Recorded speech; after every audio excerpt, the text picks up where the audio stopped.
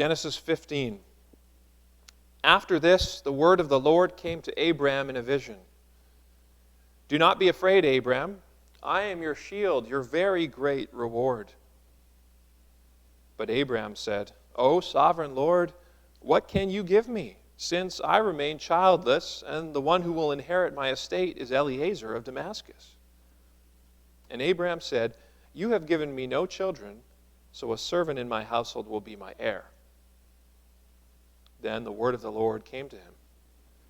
This man will not be your heir, but a son coming from your own body will be your heir.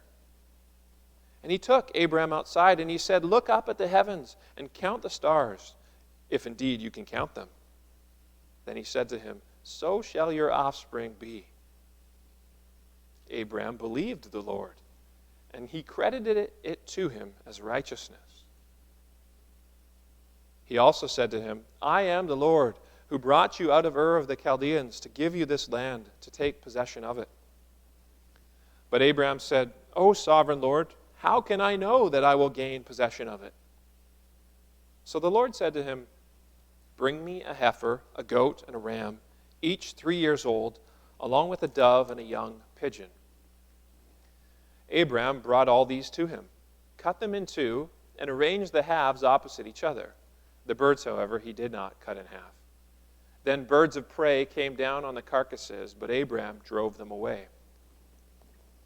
As the sun was setting, Abram fell into a deep sleep, and a thick and dreadful darkness came over him. Then the Lord said to him, Know for certain that your descendants will be strangers in a country not their own, and they will be enslaved and mistreated 400 years. But I will punish the nation they serve as slaves, and afterward they will come out with great possessions. You, however, will go to your fathers in peace and be buried at a good old age. In the 4th generation, your descendants will come back here, for the sin of the Amorites has not yet reached its full measure.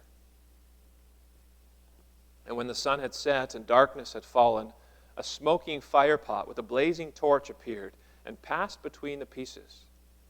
On that day the Lord made a covenant with Abram and said, To your descendants I give this land, from the river of Egypt to the great river, the Euphrates, the land of the Kenites, the Kenizzites, the Cadmonites, Hittites, Perizzites, Rephaites, Amorites, Canaanites, Girgashites, and Jebusites. And that ends our reading of God's Word this morning. May He bless it.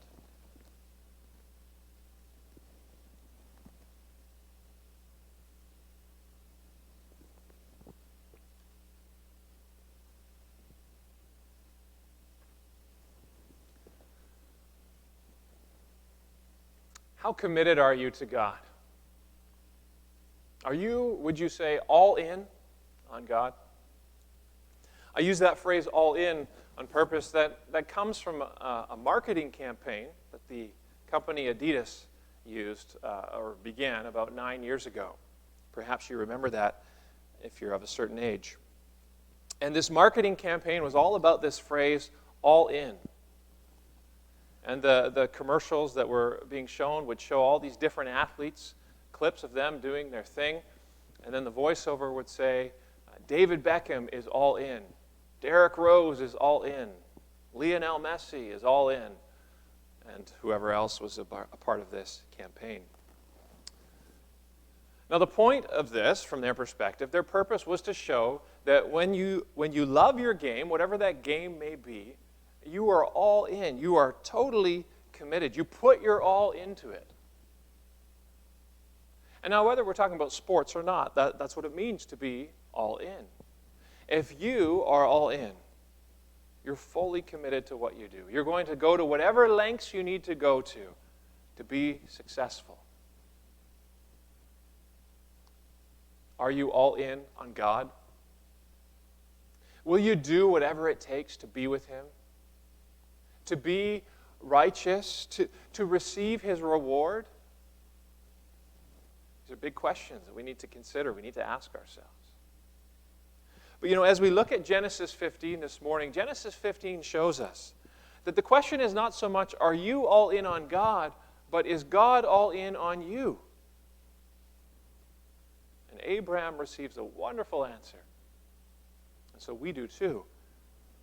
An answer that should make all the difference for us as we live from day to day before the face of our God. And so we pick up the story in Genesis 15. If you remember back to chapter 12, God had made a promise to Abraham. Well, really, he had made a set of promises. He promised him offspring. He promised him land. He promised him that he would be blessed and that he would be a blessing. And in the last couple of weeks, we've seen in chapters 13 and 14 that Abraham has shown faith. He's shown that he is trusting in God's promises. You remember that he showed this with the decision on where to live and how he let Lot make that decision. And also last week in the interaction that he had with all these kings, whether in the battlefield or after that, with Melchizedek and then also the king of Sodom. So Abraham's showing his faith, that he trusts in the promises of the Lord, and yet Abraham now is still childless. He doesn't have that offspring. Abraham is still a stranger in the land. No doubt he's gaining in his reputation and his friendships, and the last part of chapter 14 certainly would have helped with that. But he's still childless, still a stranger. And so God comes to him in a vision. And he says, don't be afraid, Abraham. Don't stop believing. Keep going. He says to him as well, I am your shield. I'm your shield. I'm the one who delivered you. Think back to chapter 14, verse 20, where Melchizedek said, blessed be God Most High, who delivered your enemies into your hand. I am your shield, says God. And so, Abraham, you don't really need another reward. I am your reward. And it's a great reward, remember? I'll give you many descendants. And this land, I'm going to give you all of this land, all the land of Canaan. And I will bless you, Abraham. I will make your name great, and I will prosper you. So this is how God comes to Abraham at the beginning of our text. And Abraham needs to hear this. Because Abraham is showing faith, that's true. But it's not easy for him. He has so many questions, and particularly he has this one question which he asks in verses 2 and 3. Where is the heir? Who will inherit my estate? See, Abraham is concerned more than just with his possessions here. He's concerned about his name. God had said to him, I will make your name great. I will give you many descendants. And yet here he is, and he has no son. He does have a nephew, Lot, one nephew, but Lot's already going to carry out the name of Abraham's brother. So he can't help. So Abraham's going to have to adopt a servant. Something that was done at the time, but it's not the same. So Abraham has these questions. Friends, can you see the challenge before him? Can you relate to the challenge of faith? You see, because it's faith, Abraham can't see. That's part of the very nature of faith, that we have faith because we do not have sight. And that's hard. Perhaps you know this. Have you ever felt like the man who came before Jesus and said, Lord, I believe, help my unbelief? Well, that's Abraham. That's Abraham. He says, verse 2, O sovereign Lord. In other words, he's saying, you're in control, and I know that. Sovereign. But what can you give me? Because I have no heir. So Abraham's in this struggle. Abraham's facing this challenge, and he needs to be reassured. So that's what God does. God gives him some assurance. You see that there in verse 5. Abraham is in the tent. It's nighttime. He's in the tent, and God calls him to come out of the tents. And God says, look up at the sky, and all the stars are out. There's so many stars. And God says, can you count these stars, Abraham? And of course he can't. Who could? And God says, I will give you just as many children as these stars. In other words, children that cannot be counted. An innumerable number. That's a remarkable thing that God does. A beautiful image for Abraham to hold on to. And so how does Abraham respond? Well, with faith. faith. Verse 6, which is such a critical verse really for all of the Scriptures. Abraham believed the Lord, and he credited it to him as righteousness. We'll say more about that as we go along. Abraham believed. He had faith. Now at the same time, God also said to him, verse 7, I am the Lord who brought you out of Ur of the Chaldeans to give you this land to take possession of it. Not just I will give you a seed, I will give you offspring, but I will also give you the land. He's reaffirming this part of the promise as well. And yet Abraham still has questions. He believes, but he has questions. Verse 8, how can I know that I will gain possession of it? How can I know, God? How can I be sure? And behind this, there's these other questions. God, are you fully committed? Are you all in? And so God commits to Abraham. God goes all in. God, we see, makes a covenant with Abraham. And first of all, he asks Abraham to get a number of animals. You see that verse 9? Bring me a heifer, a goat, and a ram, each 3 years old, along with a dove and a young pigeon. And then Abraham prepares the animals. Verse 10, he cuts them up, at least all the big ones. He cuts them up and makes this pathway where there's halves of animals on each side and the blood in the middle and the birds, a couple on each side. Very odd for us. Perhaps this is some kind of ceremony that's about to take place, some kind of ritual is what we're thinking. And then for the rest of the day, Abraham has to beat away the birds, the vultures. But eventually it comes to nighttime.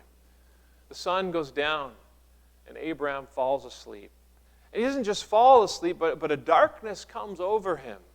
He has an abnormally deep sleep, which suggests that it is a divine sleep. God is doing something here. Well, what is God doing? Well, as Abraham sleeps, God speaks to him. You see that verse 13 through 16. We'll come back to that as well. And then while Abraham is still sleeping, the smoking fire pot and the blazing torch appear, and they pass through the pieces. And then we're told, on that day the Lord made a covenant with Abraham. Verse 18, he made a covenant with Abraham, and he said, to your descendants I give this land, from the river of Egypt to the great river, the Euphrates. And then he lists all the nations, all the tribes who are in that piece of land. And now it's somewhat interesting, but we're kind of confused. We kind of are saying to ourselves, well, what is this really? How do we make sense of the symbolism of all of this? What does this all mean? And you know, the answer lies, believe it or not, in understanding the basics of ancient Near East political treaties. Treaties from this area at this time. As we look at those, we have understanding of what God is doing. So let's say a little bit about that. The most common kind of political arrangement at this time was a treaty between a great king, on the one hand, and a vassal king, a lesser king. And this ritual would involve the cutting up of an animal. And then the vassal would take an oath, and through this oath he would be binding himself to the great king. He would be swearing to be loyal to him, to be faithful to him, to speak truly, to act rightly. And as he does this, as he makes this oath, the vassal king is identifying himself with this animal that has been cut up. And so inviting judgment upon himself if he breaks the oath. We have examples of what this was like.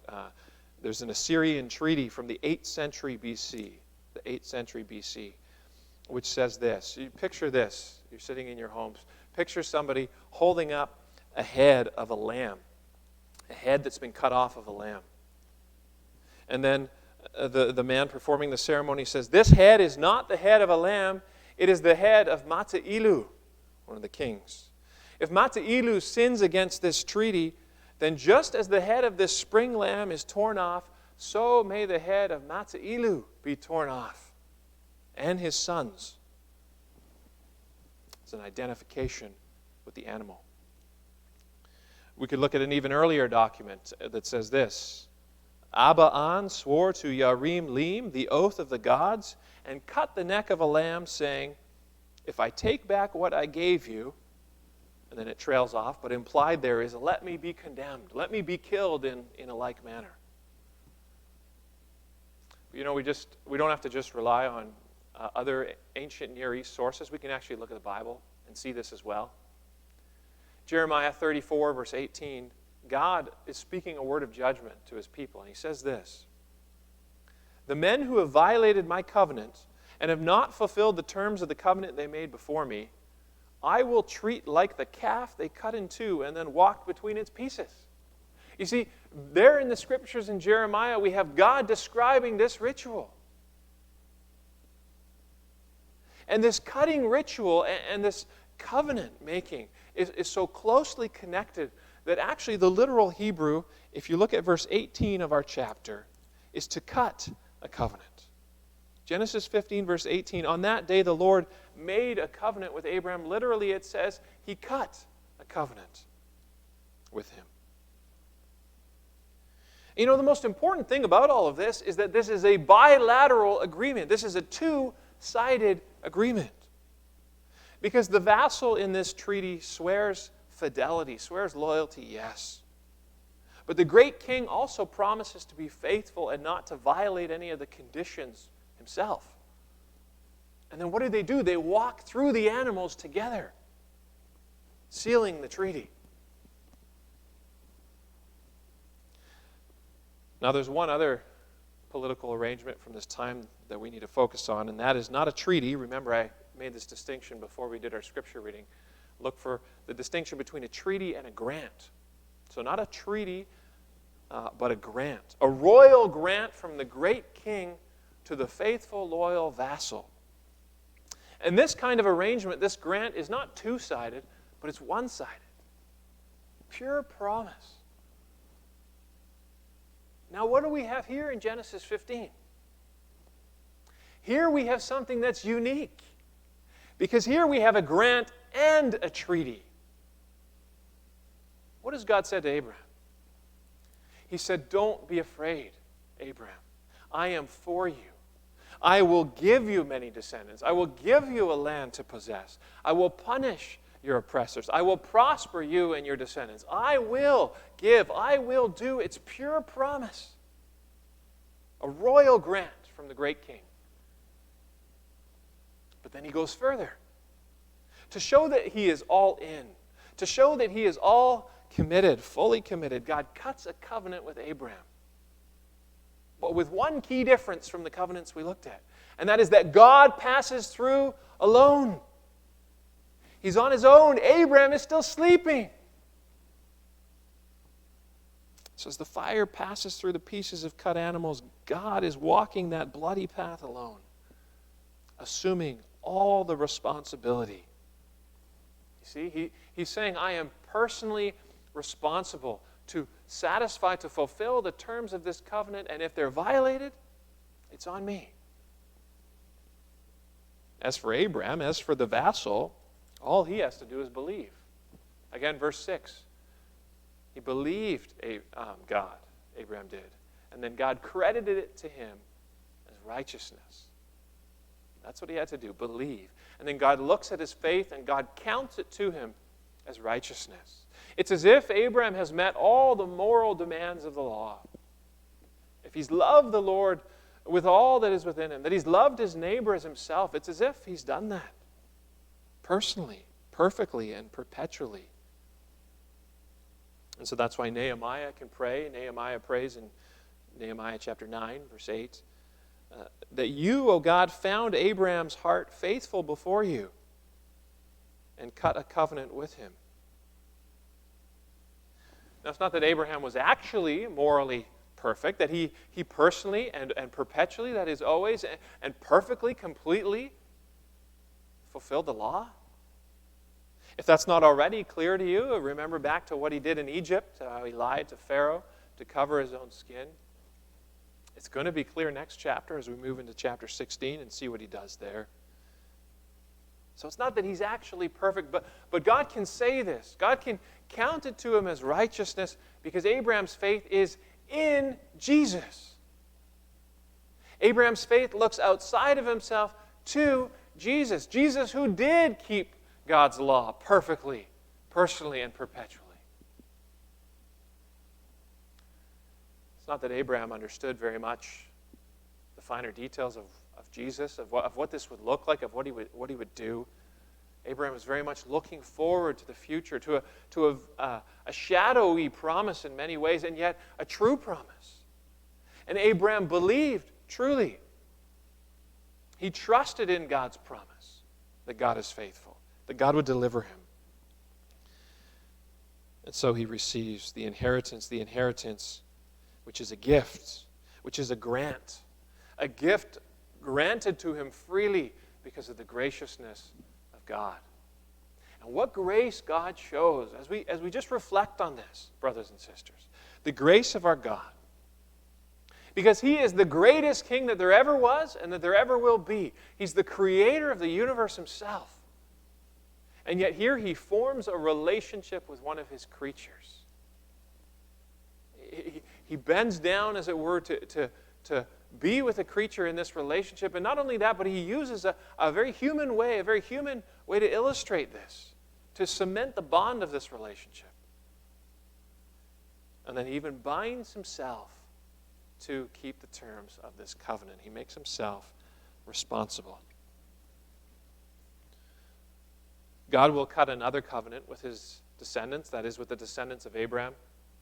Verses 13 through 16 point us to this.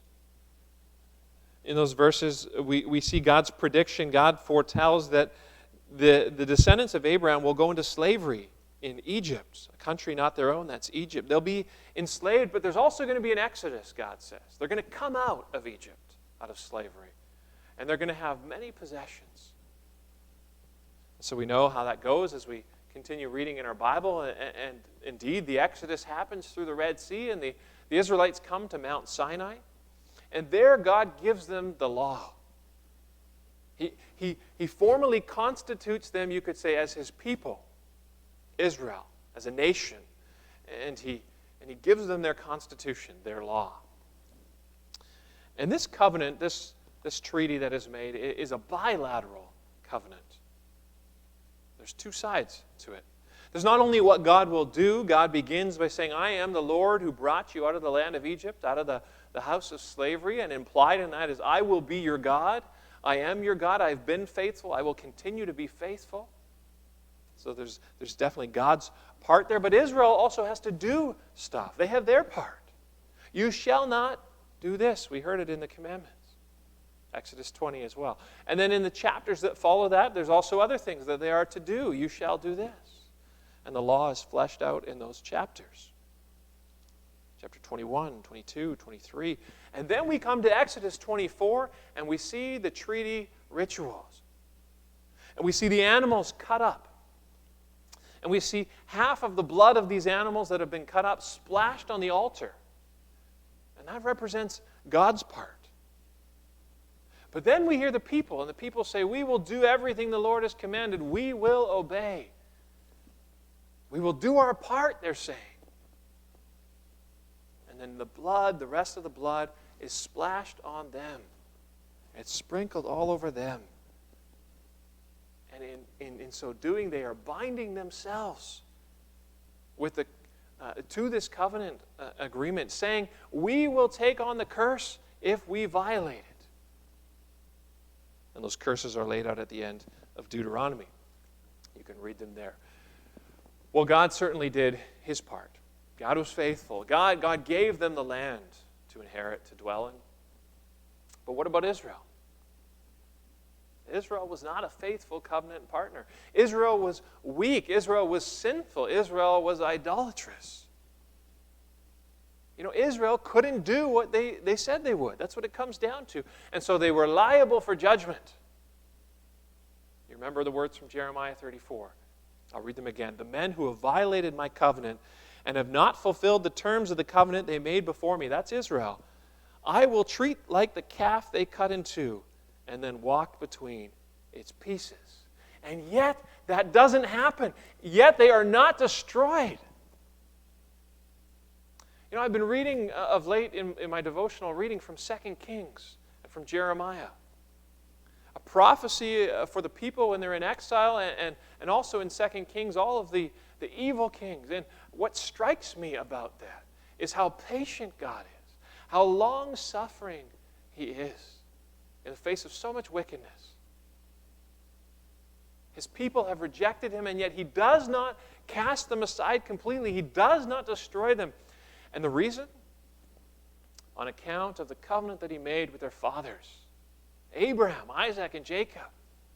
This covenant, this gracious promise that He has given to Abraham. So God does not destroy them. No, God finds another way.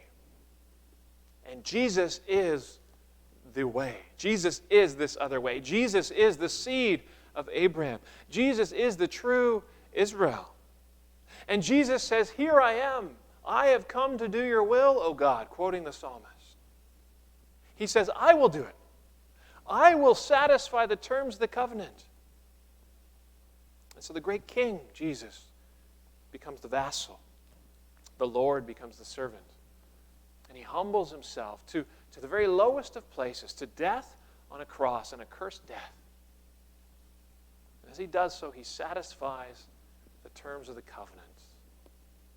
He takes the curse of the covenant, for that covenant which was violated, He takes that curse upon Himself, and He sheds His blood in our place. We'll talk about commitment. Talk about being all in. See, our God, if you were wondering, our God is fully committed to us. And He shows that in Jesus as He goes to the most extreme of lengths to save us. There's nothing He won't do. And so Jesus then is the mediator of a new covenant. Not like the covenant which Israel broke at Mount Sinai. But this is a covenant that cannot be broken. And that's because this new covenant is simply the fulfillment of God's covenant of grace, which He made with Abraham. He said to Abraham, "I will give you a seed," and now Jesus has come. He said to Abraham, "I will bless you." And in Jesus we are freed from the curse. And He said to Abraham, "I will give you the land as an inheritance."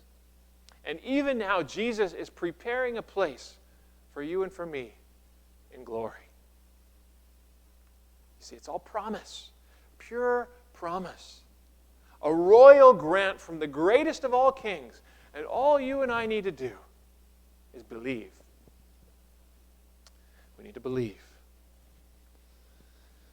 And as you believe, your faith will be tested from time to time. That's true. There will be trials from outside of you. There will be trials that you face due to the sin that is in this world, due to the brokenness that exists in this world. And at that time, you may ask, is God committed to save me? It's also going to be trials that come from within you as a consequence of your sin. And at those times, you might be tempted to ask, am I really committed enough for God to save me? Well, in any circumstance, when these things happen, remember this chapter. Remember what God has done for Abraham. Remember the covenant that He swore to him.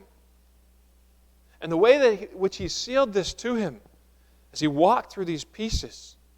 And then remember that this has been fulfilled in Jesus Christ. And realize and reflect on God's grace. On the work that He did. On the way in which He is so fully committed to you and to me. See, in a world where there's so much lack of commitment, God is committed. God is all in on you. He's granted you the greatest gift, and all you need to do is believe. And Jesus made this so clear in John chapter 6. People came to Him and they said, "What must we do? Rabbi, what should we do?"